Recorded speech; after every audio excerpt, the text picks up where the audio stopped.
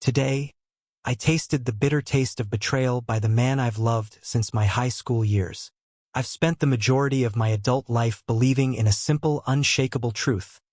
Lucy and I were meant for each other. We had built a life together that seemed enviable on the outside.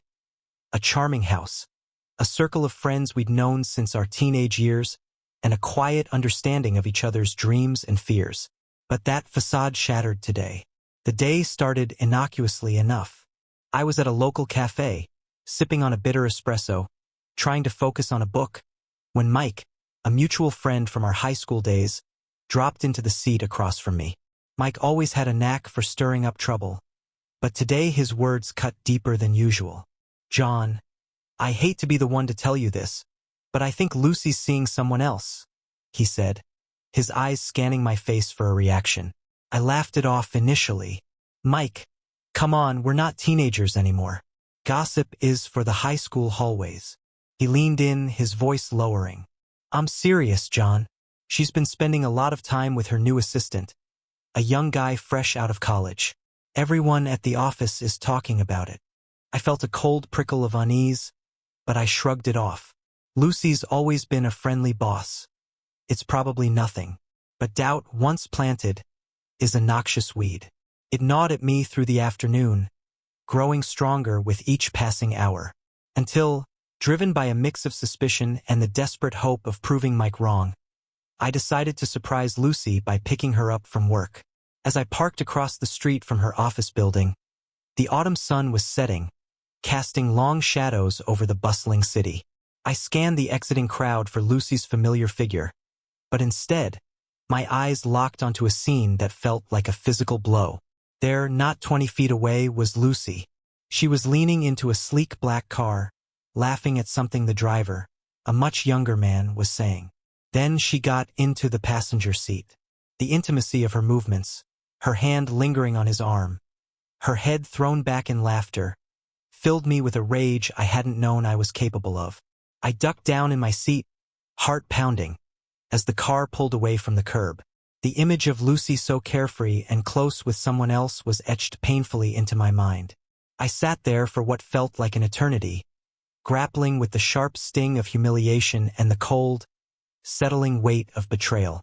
When I finally started my car, the engine's roar was nothing compared to the noise in my head. "I'll show her," I muttered to myself. "She thinks she can make a fool of me." The drive home was a blur. I was a man possessed, every thought bent on one thing: revenge. Lucy had ruined the sanctity of our marriage, and in turn would ruin her fate. As I arrived home, the house was dark. Lucy was still out with her young admirer. Walking through the empty rooms, I felt like a stranger in my own home. Everything felt tainted, every shared memory a lie. It was then I decided, no matter the cost, Lucy would pay for her betrayal. The plan began to take shape in my mind, clear and cold as ice. Tonight was just the beginning. The full extent of my revenge would unfold in the days to come, and I would not rest until I had succeeded in my mission. The stage was set, the players were in motion, and I, John, once a loving husband, now a betrayed avenger, was ready to rewrite our ending. The following morning dawned gray and heavy, a mirror to the turmoil in my heart. Lucy returned late last night, her footsteps light and cautious, perhaps sensing the seismic shift in our once stable life.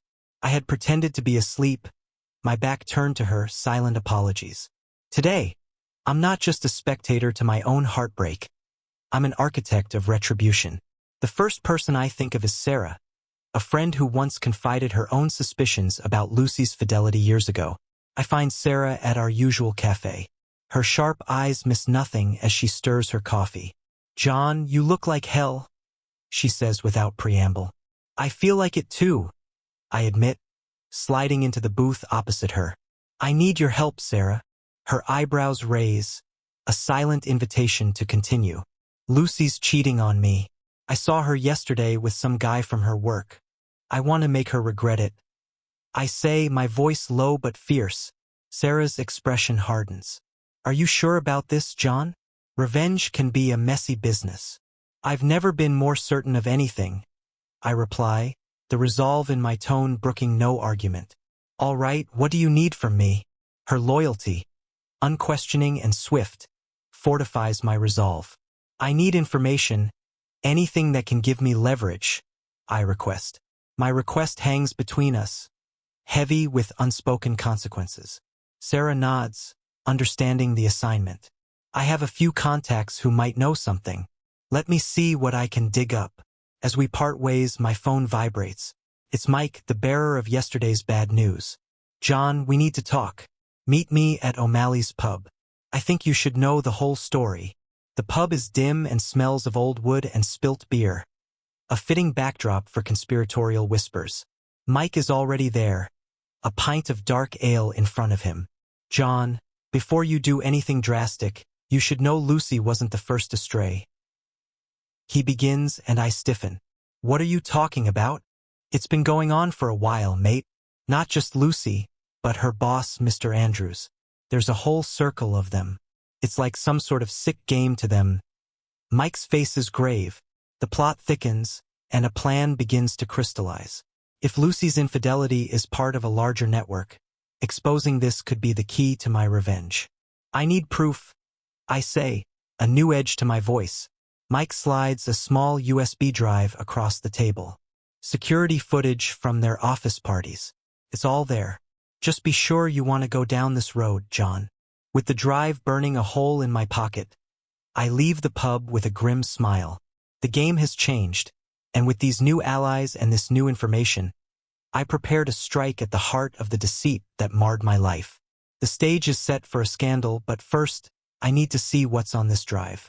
As I head home, the weight of the small piece of plastic is a reminder of the heavy cost of truth, and revenge. I am ready to pay it for justice and for my own shattered peace. As night falls, I sit alone in the dim light of my home office. The USB drive Mike gave me is plugged into my computer. The folder opens, revealing a list of video files, each labeled with a date. My hand hovers over the mouse, my heart racing with a mix of dread and determination. With a deep breath, I click on the most recent file. The video starts, showing a plush conference room transformed for a party. I scan the faces, searching for Lucy. There she is, laughing, her arm looped through that of a man who must be her boss, Mr. Andrews. The atmosphere is charged, too intimate for a simple office party. As I watch, the pit in my stomach grows. The betrayal cuts deeper than I imagined. The doorbell rings, snapping me out of my dark reverie. To Sarah, clutching a manila envelope. I got something you might want to see, she says, her voice a mix of anger and sympathy. She hands me the envelope. Inside are printed emails between Luke and her assistant. The words tender and intimate, fanning the flames of my fury. Thanks, Sarah. This is more than enough. I manage to say, my voice thick. Sarah sits down, her eyes serious. What's your plan, John? Exposing them? Exactly. I reply, my resolve hardening. I want everyone to know the truth. Can you help me put this all together? We could go to the press. She nods, efficient as ever. Let's do it. But be prepared for the fallout. This will get messy.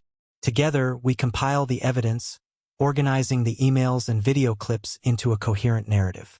Every piece slots into place, a mosaic of deceit. The next morning, armed with our dossier, Sarah and I meet with a contact of hers at a local news station. The journalist, a sharp-eyed woman named Rita, reviews our material with a growing sense of excitement. This is explosive, Rita says, looking up from the documents. Are you sure you're ready for the consequences of this going public? I've never been more certain. I affirm, the bitter taste of betrayal still fresh. Rita nods, her expression turning professional. We'll need to verify everything, but we can have the story running by the weekend. Sarah squeezes my arm, a silent show of support, as we leave the station. My phone buzzes. It's Lucy. Her tone is frantic. John, where are you? We need to talk. Please come home. I ignore her call, the screen of my phone blurring as I turn it off. There's no turning back now. As the day progresses, the weight of my impending actions bears down on me. By evening, the story is set to air. I watch the clock, each tick a step closer to the moment of truth. Finally, the news hour arrives. Rita appears on the screen, her presence commanding as she introduces the story. The footage rolls, the emails flash on the screen, and the intimate scenes from the party fill the living rooms of thousands. I sit back, a hollow victory settling in my chest. Lucy's deceit is now public, her reputation in ruins. But as the screen shows her laughing in another man's arms, I can't help but wonder if the price of this revenge was too high. The phone rings again. It's Lucy, no doubt having seen her secrets laid bare. I let it ring, the sound echoing in the empty house. The game is over, but at what cost? I am left to ponder the ruins of a marriage and the depths of my own vengeance. The aftermath of the broadcast is a silence that feels like the calm before the storm. My phone, now switched back on, erupts with notifications. Messages from old friends, acquaintances, and even strangers, each one a reminder of the chaos I have unleashed.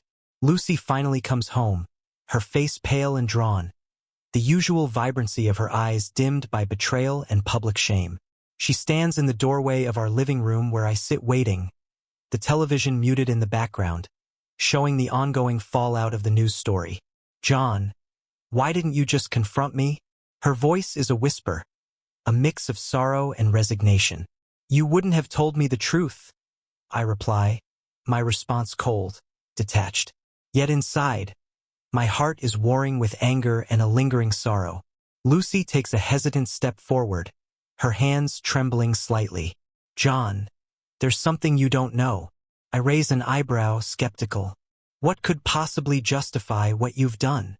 "It's not a justification," she begins slowly, taking a deep breath. "The young man, Tom, he's your son, John." The room spins, and I feel as if the floor has dropped from beneath me. "What are you talking about? That's impossible. 20 years ago, before we were married, I was pregnant. You were away at college, and I didn't want to burden you. I gave him up for adoption. He came back to find me, his birth mother, just a few months ago." Her eyes flood with tears. The revelation hits me harder than any deceit. My anger, now mixed with a profound confusion, leaves me grappling for words. "And you didn't think to tell me?"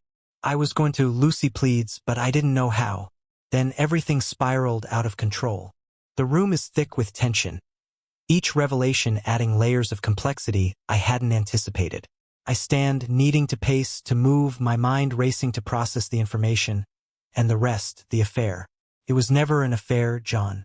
It was just meetings, catching up, getting to know him. The videos, the emails, they were all misconstrued. Tom was helping me cope with the guilt of giving him up, the joy of finding him again. I was scared of how you'd react. The sound of the doorbell interrupts our confrontation. It's Sarah, wide-eyed and anxious. "John, the news station, they've started getting backlash about the story. There are questions about the validity of the claims, threats of lawsuits for defamation. The world I thought I knew, the revenge I thought was justified, all begins to crumble around me. Lucy, why didn't you trust me?" The question is more to myself than to her. "I should have," she admits, her voice breaking. "I was just so afraid of losing you both." I glance at Sarah, then back at Lucy. "I need to fix this." The next few days are a blur of apologies, retractions made by the news station, quiet, painful discussions with Lucy, and meetings with Tom, who looks so much like me it's uncanny. The public's eye is critical and unforgiving. But as the truth unfolds, the narrative shifts from scandal to a story of a family trying to mend its fractures. Lucy and I attend counseling, trying to bridge the gap that years of secrets and a devastating revelation have created. Tom, hesitant at first, joins us in these sessions, learning the history of his parents' youthful love, their mistakes, and their attempts to start anew. Months later, the dust has settled. Lucy and I are not the same couple we once were. We are something new, something cautiously hopeful. Tom is a regular presence in our lives, his existence a reminder of the past's impact on the present. As I watch Lucy and Tom discussing something animatedly in the kitchen, laughter echoing through the room, I realize that while the path to this moment was fraught with pain and deception, it has also been a journey back to a truth that, though once buried, was always meant to come to light. In the wreckage of my revenge, a new understanding has been born, not just of my wife and my son but of myself and the power of forgiveness.